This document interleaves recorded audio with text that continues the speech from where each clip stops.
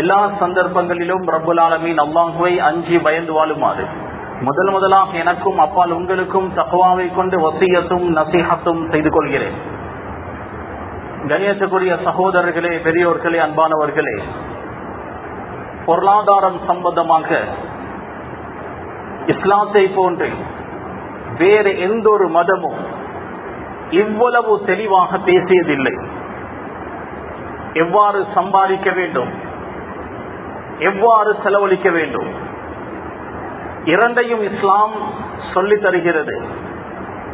இந்தந்த முறையில் தான் சம்பாதிக்க வேண்டும், இந்த முறைகளில் சம்பாதிக்க கூடாது, செலவீனங்கள் இப்படிதான் அமைய வேண்டும், ஒவ்வொன்றையும் இஸ்லாம் அணுவாக சொல்லி தந்திருக்கிறது.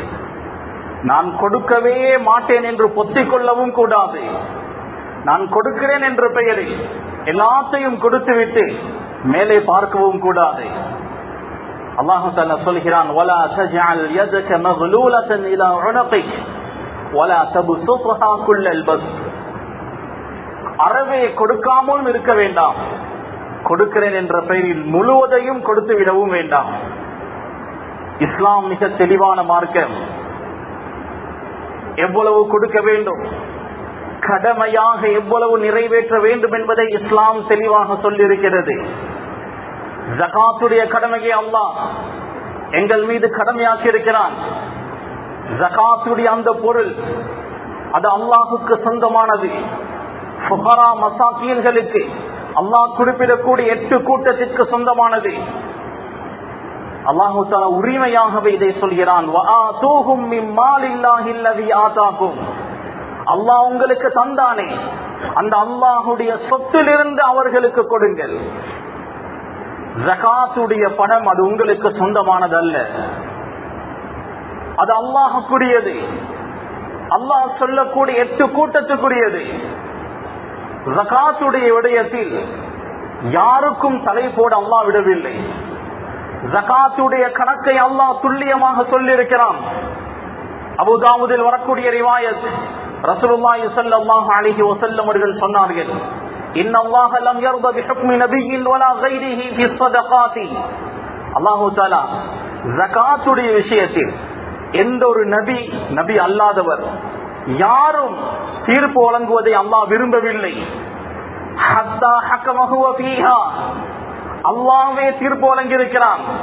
இவ்வளவு கொடுக்க வேண்டும், இந்தந்த ஆட்களுக்கு கொடுக்க வேண்டும், அல்லாஹ் நிர்ணயித்து வைத்திருக்கிறான். ரசூலுல்லாஹி ஸல்லல்லாஹு அலைஹி வஸல்லம் அவர்களிடத்தில் ஒருவர் வந்தார். யா ரசூலல்லாஹ், ஜகாத்துடைய பணம் இருந்தால் எனக்கும் தாங்கள் என்று கேட்டார். ரசூலுல்லாஹி ஸல்லல்லாஹு அலைஹி வஸல்லம் அவர்கள் சொன்னார்கள், அல்லாஹ் ஜகாத்துடைய பணத்தை 8 கூட்டத்துக்கு பங்கு போட்டு விட்டான். ஃபஇன் குன்த மின் தில்கல் அஜ்ஸாஇ, அந்த 8 கூட்டத்தில் நீங்களும் ஒருவராக இருந்தால் அதைதுக, உங்களுக்கு அந்த ஜகாத்துடைய பணத்தை தந்து விடுவேன். கண்ணியத்துக்குரிய சகோதரர்களே, 3 அல்லாஹ் பொறுப்பேற்று விட்டார். அது துனியாவோடு சம்பந்தப்பட்டதாக இருந்தாலும் அந்த 3ஐயும் அல்லாஹ் பொறுப்பேற்றிருக்கிறான். அடியார்கள் யாருக்கும் அதில் தலை போட முடியாது. முதலாவது மீராஸ். ஒருவர் ஹயாத்தோடு இருக்கும் போது அவருடைய சொத்து செல்வத்தை யாருக்கும் கொடுக்கலாம். அது ஹிபத். அவருடைய 5 பிள்ளைகளில் ஒரு பிள்ளைக்கு கூடுதலாகவும் இன்னொரு பிள்ளைக்கு குறைவாகவும் கொடுக்கலாம். அது அவருடைய சொத்து. நீதத்தை கையாளுவது அவர் சிறந்தது. ஆனால் அவருடைய சொத்தை அவர் எப்படியும் கொடுக்கலாம். அது ஹிபத். ஆனால் அவர் வஃபாத்தாகிவிட்டால் அல்லாஹ் யார் யாருக்கு எந்த அளவு கொடுக்க வேண்டும் என்று சட்டத்தை மிக தெளிவாக குர்ஆனில் சொல்லியிருக்கிறான். அதுதான் மீராஸ். ஒருவர் வஃபாத்தாகிவிட்டால் அவருடைய சொத்தை எப்படி பங்கிடுவது? இதில் யாருக்கும் தலை போட முடியாது. தலை போட்டால் அவன் அல்லாஹுக்கு மாறு செய்தவன். இரண்டாவது கனிமத், யுத்தத்திலிருந்து கிடைக்கக்கூடிய பொருட்கள், அது யார் யாருக்கு எவ்வளவு என்பதை அல்லாஹ் நிர்ணயித்திருக்கிறான். மூன்றாவது ஜகாத். ஜகாத்தை அல்லாஹ் 2.5% 40இல் 1 கொடுக்க வேண்டும் என்று அல்லாஹ் கடமையாக்கி இருக்கிறான். யார் ஜகாத் கொடுக்க வேண்டும்? எப்படியாப்பட்ட சொத்து செல்வங்களுக்கு ஜகாத் கொடுக்க வேண்டும், அந்த ஜகாத்துடைய பொருட்களை யாருக்கு நிறைவேற்ற வேண்டும், இதையெல்லாம் அல்லாஹு தஆலா மிக தெளிவாக சொல்லி தந்திருக்கிறார். கணேசுக்குரிய சகோதரர்களே, ஜகாத்தை பற்றிய தெளிவில்லாமல் தான் எங்களுடைய முஸ்லிம்களில் அநேகமானவர்கள் இருக்கிறார்கள். சிலர் சூரிய கணக்கின் பிரகாரம் ஒரு வருடம் பூர்த்தியாகும் போது ஜகாத்தை நிறைவேற்றுகிறார்கள். இன்னும் சிலர் கோடி கணக்கில் பணம் இருந்தால் மட்டுமே ஜகாத் கடமை என்று நினைத்துக் கொண்டிருக்கிறார்கள். இன்னும் சிலருக்கு ஜகாத்துடைய சட்ட திட்டங்கள் தெரியும், ஓரளவு விளங்கி வைத்திருப்பார்கள்.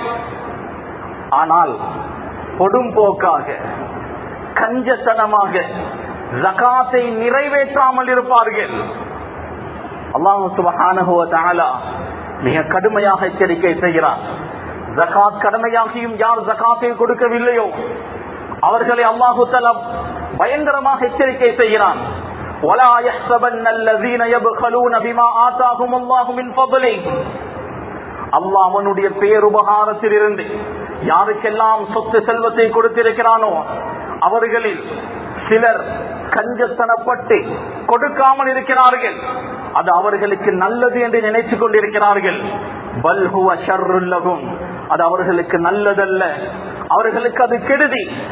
ஷர் சயதவகூன மா பகிலு பிஹி யௌமல் கியாமா, அவர்கள் எந்த ஜகாத்தை கொடுக்காமல் பதுக்கி வைத்திருக்கிறார்களோ அந்த பொருட்கள் கியாமத்துடைய நாளையில் மாலையாக அணிவிக்கப்படும்.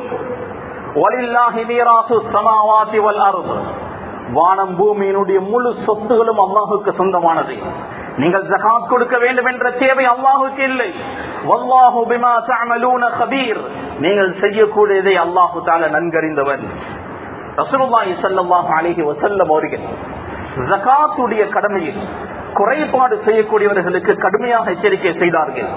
மன் ஆதாஹுல்லாஹு மாலன் ஃபலம் யுஅத்தி ஸகாத்தா, யாருக்கு அல்லாஹ் சொத்து செல்வத்தை கொடுத்து அவர் ஜகாத்தை நிறைவேற்றவில்லையோ அந்த ஜகாத்தை நிறைவேற்றாத சொத்து செல்வங்கள் கியாமத்துடைய நாள் ஷுஜாஅன் அக்ரா, வழுக்கை தலையுடைய பாம்புகளாக தோற்றம் பெறும். இவனுடைய கழுத்தை சுற்றி கொள்ளும். சொல்லும் அனமாலுக் வகன்சுக், நான் தான் உன்னுடைய செல்வம், நான் தான் நீ சேர்த்து வைத்தாயே கண், உன்னுடைய பேங்க் பேலன்ஸ் நான் தான் என்று சொல்லும்.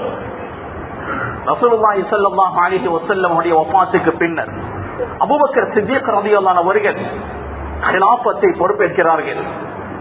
ரசூலுல்லாஹி ஸல்லல்லாஹு அலைஹி வஸல்லம் உடைய வஃபாத்துக்கு பின்னர் சிலர் பொய் நபிமார்களை ஏற்றுக்கொண்டு முர்த்ததாகினார்கள். இன்னும் சிலர் ஜகாத்துடைய கடமையை மறுத்து முர்த்ததாகினார்கள்.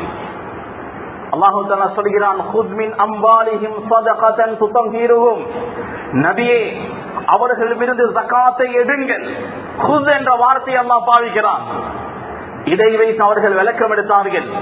நபிக்கு தான் அல்லாஹு தஆலா ஜகாத்தை எடுக்க சொல்கிறான், அதனால் நாம் ஜகாத் கொடுக்க வேண்டிய தேவை இல்லை என்ற முடிவுக்கு வந்தார்கள்.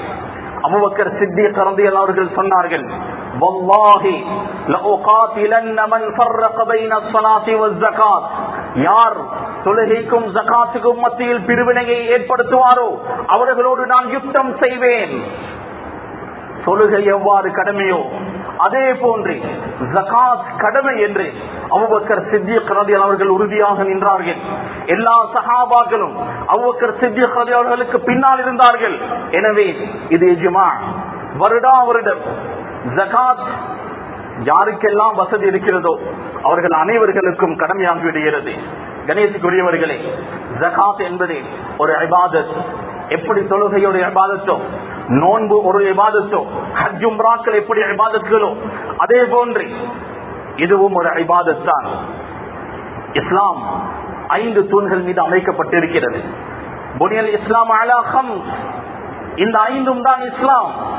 முதலாவது ஷஹாதத்து அல்லா இலாஹ இல்லல்லாஹ் வ அன்ன முஹம்மதர் ரசூலுல்லாஹ், அல்லாஹ்வை தவிர வணக்கத்துக்குரியவன் வேறு யாரும் இல்லை என்று சாட்சியம் சொல்வது. முஹம்மது ஸல்லல்லாஹு அலைஹி வஸல்லம் அல்லாஹ்வுடைய இறுதி தூதர் என்று சாட்சியம் சொல்வது. இரண்டாவது வ இகாமுஸ் ஸலாத், தொழுகையை நிலைநாட்டுவது. மூன்றாவது வ ஈசாஉஸ் ஸகாத், ஸகாத்தை நிறைவேற்றுவது. இஸ்லாத்தினுடைய மூன்றாவது தூண். மூன்றாவது கடமை ஜகாத், ஹஜ்ஜுடைய கடமை, நோன்பினுடைய கடமை. இதுவெல்லாம் ஜகாத் என்ற கடமைக்கு பின்னால் தான் வருகிறது. கலிமாவுக்கு பின்னர் தொழுகை, தொழுகைக்கு பின்னர் ஜகாத். யாராவது ஒருவர் ஜகாத் கொடுக்க மாட்டேன் என்று ஜகாத்துடைய கடமையை மறுத்தால் ஹரஜானில் இஸ்லாம், இஸ்லாத்தை விட்டும் வெளியேறி விடுவான், முர்ததாகி விடுவான். யாராவது கஞ்சத்தனத்தால் ஜகாத்தை கொடுக்காமல் இருந்தால் அவன் ஃபாசிக், பெரும் பாவத்தை செய்த பெரும் ஒரு பாவி. ஹிஜ்ரி 2ஆம் ஆண்டு ஜகாத் கடமையாக்கப்படுகிறது. இஸ்லாத்தினுடைய மூன்றாவது கடமை, மூன்றாவது தூண். குர்ஆனுடைய 32 இடங்களில் ஜகாத்துடைய கடமையை பற்றி அல்லாஹ் ஞாபகம் செய்கிறான். குர்ஆனுடைய 9 இடங்களில் அகீமுஸ் ஸலாம் வ ஆத்துஸ் ஸகாத், அகீமுஸ் ஸலாம் வ ஆத்துஸ் ஸகாத், தொழுகையை நிலைநாட்டுங்கள், ஜகாத்தை கொடுங்கள். தொழுகையோடு ஜகாத்தை இணைத்தே அல்லாஹ் தஆலா சொல்கிறான். அல்லாஹ் ஒரு முறை சொன்னாலே கட்டாயம் நாம் செய்ய வேண்டும். 9 முறைகள் திரும்ப திரும்ப அல்லாஹ் சொல்கிறான். ஒரு இடத்தில் அகீம்னஸ் ஸலாஹ் வ ஆத்தீனஸ் ஸகாத், பெண்களுக்கும் அல்லாஹ் சொல்கிறான், பெண்கள் அவர்கள் தொழுகையை நிறைவேற்றட்டும். அவர்களுக்கும் சொத்து செல்வம் இருந்தால், ஜகாத் கடமையாகினால் அவர்களும் ஜகாத்தை நிறைவேற்றட்டும். குர்ஆனுடைய சுமார் 82 இடங்களில் ஜகாத், சதகா, இன்ஃபாக், செலவழிப்பது சம்பந்தமாக அல்லாஹ் ஆர்வமூட்டி இருக்கிறான், ஞாபகம் செய்திருக்கிறான். கண்ணியத்துக்குரிய சகோதரர்களே, பெரியோர்களே, ரசூலுல்லாஹி ஸல்லல்லாஹு அலைஹி வஸல்லம் அவர்கள் சொன்னார்கள், தலபுல் இல்மி ஃபரீதத்துன் அலா குல்லி முஸ்லிமின் வ முஸ்லிமா. இல்மை தேடுவது ஒவ்வொரு முஸ்லிமான ஆண் பெண்ணின் மீதும் கட்டாய கடமை. எல்லாராலும் ஷரியத்துடைய எல்லா சட்ட திட்டங்களையும் கற்றுக்கொள்ள முடியாது. இந்த ஹதீஸுடைய அர்த்தம் தலபு இல்மில் ஹால், நிலைமைக்கு ஏற்ற அறிவை கற்றுக்கொள்வது ஃபர்து, கட்டாய கடமை. ஒரு சிறுவன் சந்திர கணக்கின் பிரகாரம் 15 வயதை பூர்த்தியாக்கிக் கொள்கிறான், அல்லது மணி இந்திரியம் வெளியாகிறது, தொழுகை அவனுக்கு கடமை. தொழுகையுடைய சட்ட திட்டத்தை அவன் கற்றுக்கொள்ள வேண்டும், புதுவுடைய சட்ட திட்டத்தை அவன் கற்றுக்கொள்ள வேண்டும், பரதான குளிப்பினுடைய சட்ட திட்டங்களை அவன் கற்றுக்கொள்ள வேண்டும். ரமதானுடைய நோன்பு வந்தால் நோன்பினுடைய சட்ட திட்டங்களை கற்றுக்கொள்வான். ஹஜ்ஜும்ரா கடமையாகினால் ஹஜ்ஜும்ராவுடைய சட்ட திட்டங்களை கற்றுக்கொள்வான். யாருக்கெல்லாம் சொத்து செல்வங்கள் இருக்கிறதோ, யாரெல்லாம் பிசினஸ் செய்கிறார்களோ, யாரெல்லாம் தொழில் வியாபாரங்கள் செய்கிறார்களோ, யாருக்கெல்லாம் வருமானங்கள் வருகிறதோ, இவர்கள் எல்லாம் ஜகாத்துடைய பேசிக் நாலேஜை பெறுவது கட்டாயம் ஃபர்து. ஜகாத்துடைய முழு சட்ட திட்டங்களையும் அறிந்து கொள்வது கடமையாகாது, பேசிக் நாலேஜை பெற்றுக் கொள்வது கட்டாய கடமை. கணேசுக்குரியவர்களே, நேரம் மிக குறைவாக இருக்கிறது.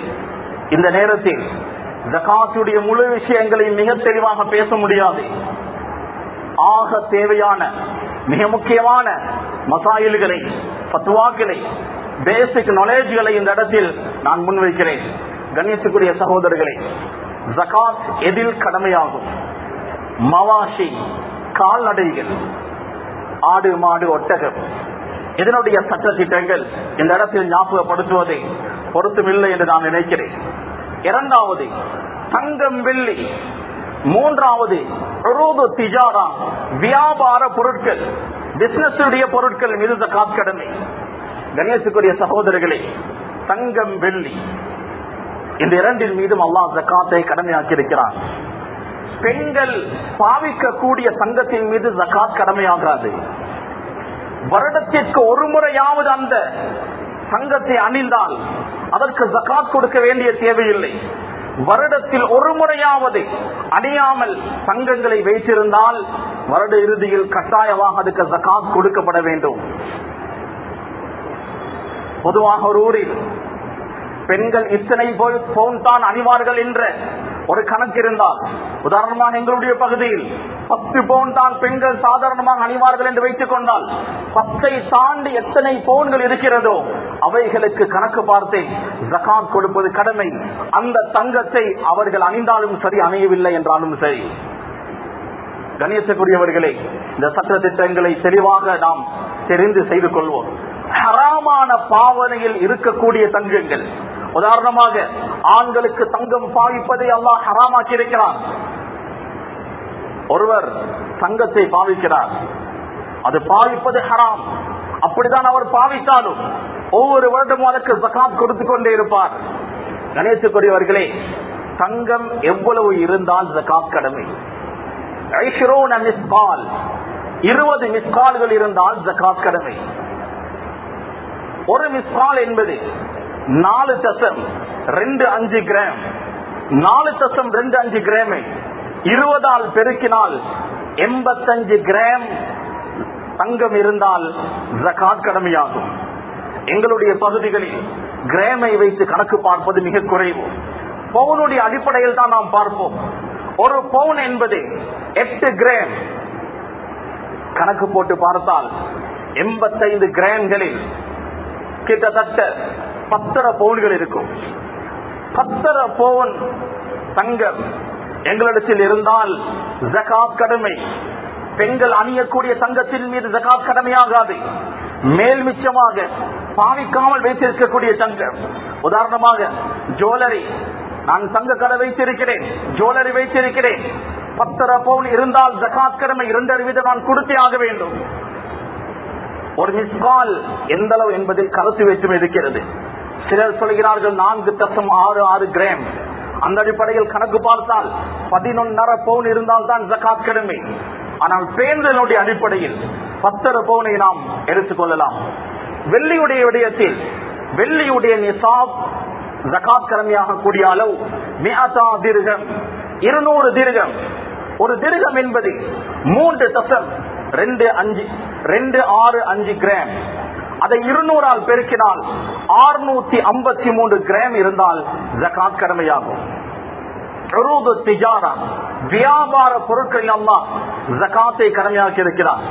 வியாபார நோக்கத்தில், பிசினஸ் உடைய நோக்கத்தில் எங்களிடத்தில் இருக்கக்கூடிய எல்லா பொருட்கள் மீதும் ஜகாத் கடமை.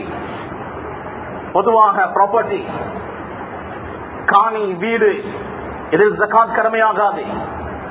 வாகனத்துக்கு ஜகாத் கொடுக்க வேண்டிய தேவையில்லை. ஆனால் பிசினஸ் உடைய நோக்கத்தில் வாங்கினால் அதற்கு ஜகாத் கடமை. பிசினஸ் உடைய பொருட்கள் என்னவெல்லாம் என்னிடத்தில் இருக்கிறதோ அவைகள் அனைத்தையும் கணக்கு பார்த்து 10 பவுன், இன்றைய நாள் படி 10 பவுனுடைய பெருமதியை நான் பார்ப்பேன். அந்த பெருமதியுடைய அளவு என்னிடத்தில் வியாபார பொருட்கள், பணங்கள் இருந்தால் என் மீது ஜகாத் கடமையாகும். கட்டாயம். ஒரு வருடம் பூர்த்தியாகும் போதுதான் ஜகாத் கடமை, சந்திர கணக்கின் பிரகாரம். உதாரணமாக சென்ற வருடம் ரமதான் 15வது நாள் ஒரு பிசினஸை ஆரம்பித்தேன். இந்த வருடம் ரமதானுடைய 15வது நாள் நான் கணக்கு பார்ப்பேன். இன்றைய நாள் படி 10 பவுன் எவ்வளவு பெறுமதி என்று பார்ப்பேன். உதாரணமாக 1,80,000 என்று வைத்துக் கொண்டால் ஒரு 18-19 லட்சம் வரும். அந்த அளவு பொருட்கள், பணம் என்னிடத்தில் இருந்தால் என் மீது ஜகாத் கடமை. ஜகாத்துடைய கணக்கை பார்த்து என்னுடைய முழு சொத்து செல்வத்தையும் நான் கணக்கு பார்ப்பேன். அதில் 2.5 40 ஒன்றை கொடுப்பது கட்டாய கடமை. பிசினஸை ஆரம்பிக்கும் போது இந்த நிசாபை எட்டி இருக்காது, இடையிலும் நிசாபை எட்டி இருக்காது. வருட கடைசியில் கணக்கும் பார்க்கும் போது 10 பவுனுடைய பெருமதியுடைய அளவுக்கு இருந்தால் ஜகாத் கடமை. இப்னு ஹஜர் ஹைதமி ரஹிமஹுல்லாஹ் தஹ்ஃபத்துல் முஹ்தாஜ் என்ற கிதாபில் இந்த ஃபத்வாவை மிக தெளிவாக எழுதுகிறார்கள். வருட ஆரம்பத்தில் நிசாபை எட்டவில்லை என்றாலும், நடுவில் எட்டவில்லை என்றாலும், வருட கடைசியில் கணக்கு பார்க்கும் போது நிசாபை எட்டினால் 10 பவுனுடைய பெருமதியுடைய அளவுக்கு இருந்தால் ஜகாத் கடமை. இமாம் நவவி ரஹிமஹுல்லாஹ் வருட ஆரம்பத்தில், நடுவில் நிசாபை எட்ட வேண்டும் என்று கட்டாயம் என்று பதிவு செய்திருக்கிறார்கள். ஃபத்வாவுடைய விடயத்தில் இப்னு ஹஜர் ஹைதமி ரஹிமஹுல்லாஹ் அவர்களை ஷாஃபிஈ மத்ஹபுடைய இமாம்கள் முற்படுத்துகிறார்கள். அந்த அடிப்படையில் இதுதான் பேணுதலும் கூட. எனவே வருட இறுதியில் நிசாபை எட்டினால் ஜகாத் கடமை. நிசாபை எட்டவில்லையா ஜகாத் கடமையாகாது. அடுத்தது கணக்கு பார்க்க வேண்டும். அடுத்த வருடம் தான் இடையில் நிசாபை வந்தாலும் அந்த இடையில் ஜகாத் கொடுக்க வேண்டிய தேவையில்லை. கணேசக்குரிய சகோதரர்களே, கூத்து அஹ்லில் பலத், எங்களுடைய பெரும்பாலான சாப்பாடாக எது இருக்கிறதோ அதில் ஜகாத் கடமை. உதாரணமாக அரிசி, கோதுமை, இதில் ஜகாத் கடமை. விவசாயம் செய்யக்கூடியவர்கள் இவைகளில் மட்டும்தான் ஜகாத் கொடுக்க வேண்டும். மரக்கறி, பருப்பு, கிழங்கு இது போன்ற அத்தியாவசியம், அதாவது எங்களுடைய கூட்டாகளில் பலதாக இது இருக்கிறதோ, அரிசி, மாவு போன்ற எங்களுடைய முக்கியமான சாப்பாடாக இது இருக்கிறதோ, அது வல்லாத மற்ற அனைத்து சாப்பாடுகளுக்கும் ஜகாத் கடமையாகாது. ஆனால் பிசினஸ் உடைய சல்லிகள் ரொட்டேஷன் ஆகிக் கொண்டிருக்கும். அந்த சல்லி 10 பவுனுடைய பெருமதி வந்தால் அதற்கு ஜகாத் கடமையாகும். கணேசக்குரியவர்களே, பழங்களில் தம்புர், திராட்சை, பேரிச்சப்பழம், இந்த ரெண்டில் மட்டும்தான் ஜகாத் கடமை. அடுத்த ஃபுட்ஸ் ஐட்டங்களில் பிசினஸ் உடைய அந்த ஜகாத் தான் வரும். எவ்வளவு கொடுக்க வேண்டும்? 2.5% கொடுப்பது வாஜிப், கட்டாய கடமை. 40ல் 1, அதில் குறைபாடு செய்யக்கூடாது. யாருக்கு கொடுக்க வேண்டும்? இதையும் அல்லாஹ் தஆலா மிக தெளிவாக குர்ஆனில் விளக்கப்படுத்துகிறார். 8 கூட்டத்தை அல்லாஹ் சொல்கிறான். முதலாவது, நாம் ஜகாத்துடைய பணத்தை பங்கிடும் போது ஒரு ஆமில் இருப்பார். அவர்தான் ஜகாத்தை கலெக்ட் பண்ணி சேர்த்து பங்கு போடுவார். முதலாவது ஆமில் ஜகாத்தை பங்கு போடக்கூடியவருக்கு ஒரு உஜ்ரா, கூலி கொடுக்கப்படும். அவருடைய கஷ்டத்துக்கு ஏற்ப எந்தளவு மாற்றலாகிறாரோ, எந்தளவு மெனக்கெடுக்கிறாரோ அதற்கு ஏற்ப ஒரு சம்பளத்தை கொடுக்கலாம். ஆனால் ஜகாத்தில் பங்கு கொடுக்க முடியாது. நான் டைரக்டாக ஜகாத்தை கொடுத்தால் ஆமில் இல்லாமலாகிவிடுவார். எங்களுடைய நாட்டை பொறுத்த வகையில் சில கூட்டத்தினர்கள் இல்லாமலாகிறார்கள். ரிகாப், அடிமைகள் இந்த காலத்தில் இல்லை. முஜாஹிதூன்கள், ஜிஹாதில் ஈடுபடக்கூடியவர்கள், அவர்களுக்கும் என்னுடைய நாட்டை பொறுத்த வகையில் பணங்களை கொடுத்துவிடக் கூடாது. மூன்றாவது, இப்னு சபீல், ஒரு பயணம் செய்து இடையில் பணம் இல்லாமல் தவிக்கக்கூடியவர்கள், அல்லது முன்ஷேவு சஃபர், ஹலாலான ஆகுமான ஒரு பயணத்தை ஆரம்பிக்கக்கூடியவர், இப்படியானவர்களை காண்பது மிக குறைவு. ஃபகீர்கள், மிஸ்கீன்கள் ஏராளமாக இருக்கிறார்கள். ஃபகீர்கள், ஃபகீர் என்றால் யார்? அறவே ஒன்றுமே இல்லாதவர், அட்டிமட்ட ஏழை, அத்தியாவசிய தேவைகளுக்கு கூட பணம் இல்லை. இரண்டாவது மிஸ்கீன். மிஸ்கீன் என்றால் இருக்கிறது போதாது. உதாரணமாக அவனுடைய மாத செலவீனம் 80,000, ஆனால் அவனுடைய வருமானம் 50,000 தான். அவனுக்கு ஜகாத்துடைய பணத்தை கொடுக்கலாம். அல்லாஹ் தஆலா சொல்கிறான், லிஸ்ஸாயிலி வல் மஹ்ரூம், கேட்கக்கூடியவர்களுக்கும் ஒரு பங்கு இருக்கிறது. கௌரவமாக கேட்காமல் அவருடைய தேவைகளை வெளிக்காட்டாமல் இருக்கிறார்களே, அவர்களுக்கும் ஒரு பங்கு இருக்கிறது. மிஸ்கீன்களுடைய கேட்டகரியில் எத்தனையோ பேர் வருவார்கள், அவருடைய தேவைகளை காட்டிக்கொள்ள மாட்டார்கள். அப்படியாப்பட்டவர்களை இனம் கண்டு கொடுப்பதுதான் எங்களுடைய டேலண்ட். குடும்பத்திலேயே இருப்பார்கள். கணேசக்குரியவர்களே, ஃபகீர், மிஸ்கீன். மூன்றாவது, முஅல்லஃபத்துல் குலூப், புதிதாக இஸ்லாத்துக்கு வந்தவர்கள், ஈமானில் பலகீனமானவர்கள், அல்லது இஸ்லாத்துக்கு வருவார்கள் என்று எதிர்பார்க்கப்படக்கூடியவர்கள், இவர்களுக்கு ஜகாத்துடைய பணத்தை கொடுக்கலாம். நான்காவது, கடனாளிகள், யாரெல்லாம் கடனில் அவதிப்பட்டுக் கொண்டிருக்கிறார்களோ அவர்களுக்கு ஜகாத்துடைய பணத்தை கொடுக்கலாம். பெரும் ஒரு கோடீஸ்வரனாக இருந்தாலும், பெரும் செல்வந்தனாக இருந்தாலும், கடன் இருந்தால் அவருக்கு ஜகாத்துடைய பணத்தை கொடுத்து அந்த கடனில் இருந்து அவரை வெளியே எடுக்கலாம். கணேசக்குரியவர்களே, அல்லாஹு தஆலா இந்த ஜகாத் பெற தகுதியானவர்களை பற்றி சொல்லும் போது ஜம்ஆக, பன்மையாக சொல்கிறான். ஃபுகரா, மசாகீன், பன்மையாகத்தான் அல்லாஹு தஆலா சொல்கிறான். அதனால் இந்த 8 கூட்டத்தில் ஆக குறைந்தது 3 கூட்டத்திற்கு என்னுடைய ஜகாத்துடைய பணம் கொடுக்கப்பட வேண்டும். ஒவ்வொரு கூட்டத்திலும் 3 பேர் இருப்பது சிறந்தது. அப்படி என்றால் என்னுடைய ஜகாத்துடைய பணம் 9 பேருக்கு போகும். என்னுடைய ஜகாத்துடைய பணத்தை 9 பேருக்கு கொடுக்கும் போது சிறிய சிறிய அமௌண்ட்கள் தான் போகும். அதனாலதான் கூட்டு ஜகாத்தை நாம் வலியுறுத்துகிறோம். பைத்து ஜகாத் என்பது எல்லா ஊர்களிலும் கட்டாயமாக இருக்க வேண்டும். கொஞ்சம் கொஞ்சம் கொடுப்பதை விட ஒருவருக்கு தொழிலுடைய ஒரு வழிகாட்டலை நாம் காண்பித்துக் கொடுத்தால் அடுத்த வருடம் அவர் ஜகாத் கொடுக்கக்கூடிய நிலைமைக்கு அவர் வளர்வார். என்னுடைய முழு ஜகாத்துடைய பணத்தை தனி ஒருவருக்கு கொடுத்தாலும் ஜகாத் நிறைவேறும், ஜகாத் ஏற்றுக்கொள்ளப்படும். இருந்தாலும் சிறந்தது குறைந்தது 3 கூட்டம், ஒவ்வொரு கூட்டத்திலும் 3 பேர்களுக்கு கொடுப்பது மிக சிறந்தது. எனவே இந்த ஜகாத்துடைய கடமையை பற்றி சரியாக தெரிந்து அறிந்து இந்த கடமையை நாம் நிறைவேற்றுவோம். உலமாக்கள் எடுத்த மஷூரா கேளுங்கள். என்னிடத்தில் இந்த சொத்து செல்வங்கள் இருக்கிறது, இதில் எதற்கு நான் ஜகாத் கொடுக்க வேண்டும் கணக்கு பார்த்து சரியாக யாருக்கு கொடுக்க வேண்டுமோ அப்படியாப்பட்டவர்களை இனம் கண்டு அவர்களுக்கு கொண்டு போய் சேருங்கள். சிலர் மதரசாக்களுக்கு தூக்கி கொடுப்பார்கள், மஸ்ஜிதுக்கு தூக்கி கொடுப்பார்கள், பில்டிங் கட்ட, அது கட்ட, இது கட்ட. அந்த ஜகாத் நிறைவேறுமா? அல்லாஹ் சொல்லக்கூடிய 8 கூட்டத்துக்கு மட்டுமே ஜகாத்துடைய பணத்தை கொடுக்கலாம். அந்த 8 கூட்டம் அல்லாத இன்னொருவருக்கு கொடுத்தால் அது ஜகாத்தாக ஏற்றுக்கொள்ளப்பட மாட்டாது. சிலர் என்ன செய்வார்கள், சஹரிஸ்தாருடைய ஏற்பாட்டை செய்து கொடுப்பார்கள். ஏழைகள் மட்டுமே அந்த இடத்தில் வந்து சாப்பிட்டால் இவருடைய ஜகாத் செல்லுபடியாகும். ஜகாத் பெற தகுதி இல்லாதவன் அங்கு வந்து சாப்பிட்டால் அதையும் அவர்கள் கணக்கு போடுவார்கள். இத்தனை சவன், இத்தனை பார்சல் என்று கணக்கு போட்டால் ஜகாத் பெற தகுதி இல்லாதவன் சாப்பிட்டால் அந்த அமௌண்ட் ஜகாத்துடைய இவருடைய பணத்தில் இருந்து குறையும், தகுதி இல்லாத ஒருவருக்கு போய் சேர்ந்திருக்கிறது. அதனால் உலமாக்களுடைய மஷூராவோடு இந்த ஜகாத்துடைய கடமையை அழகாக நிறைவேற்றுங்கள்.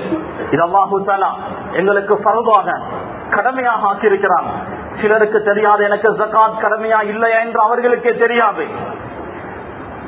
கொடும் போக்காக இருந்தால் நாம் ஜகாத் கொடுக்காமல் பதுக்க வைத்திருக்கக்கூடிய சொத்து செல்வங்கள் நாளை எங்களுடைய கழுத்தை சுத்திக் கொள்ளும் பாம்பாக எங்களை கொத்திக் கொண்டே சொல்லும், அனமாலுக்கு வகன்றும், நீ சேர்த்து வைத்த சொத்து செல்வம் நான் தான். அதனால் மிக எச்சரிக்கையாக இருப்போம். ரமதானில் தான் ஜகாத்துடைய கடமையை நிறைவேற்ற வேண்டும் என்பதில்லை. பிசினஸை ஆரம்பித்ததில் இருந்து ஒரு வருடத்தில் சந்திர கணக்கின் பிரகாரம் ஒரு வருடத்தில் ஜகாத்தை கணக்கு பார்த்து கொடுக்க வேண்டும். முன்கூட்டி கொடுக்கலாம். அந்த அடிப்படையில் ரமதானுடைய மாதத்தில் அதிகமாக எல்லாரும் ஜகாத்தை நிறைவேற்றுவார்கள். நிறைவேற்றக்கூடியவர்கள் மார்க்கத்துடைய சட்ட திட்டங்களை தெரிந்து அல்லாஹ் சொன்ன முறை பிரகாரம் அழகாக நிறைவேற்றுங்கள். ரப்புல் ஆலமீன் எங்களுடைய எல்லா அமல் இபாதத்துகளையும் கபூல் செய்வானாக. நல்ல அமல் இபாதத்துடைய பாக்கியங்களை எங்களுக்கு நசீபாக்குவானாக. அவன் விரும்பக்கூடிய நல்ல செயல்களுடைய பாக்கியத்தை எங்களுக்கு நசீபாக்குவானாக. ரப்பே ரஹ்மான் எங்களுடைய ஆயுளை நீடித்து வைப்பாயாக. இன்னும் பல ரமதான்களுடைய பாக்கியங்களை எங்களுக்கு தருவாயாக. இந்த ரமதானுடைய மாதம் முழுது ரஹ்மத்தை மக்ஃபிரத்தை நரக விடுதலை அடைந்த நல்ல யார்கள் கூட்டத்தில் எங்களை சேர்த்தல்வாயாக. ஆமீன். வாஹிரு தஅவானா அல்ஹம்துலில்லாஹி ரப்பில் ஆலமீன்.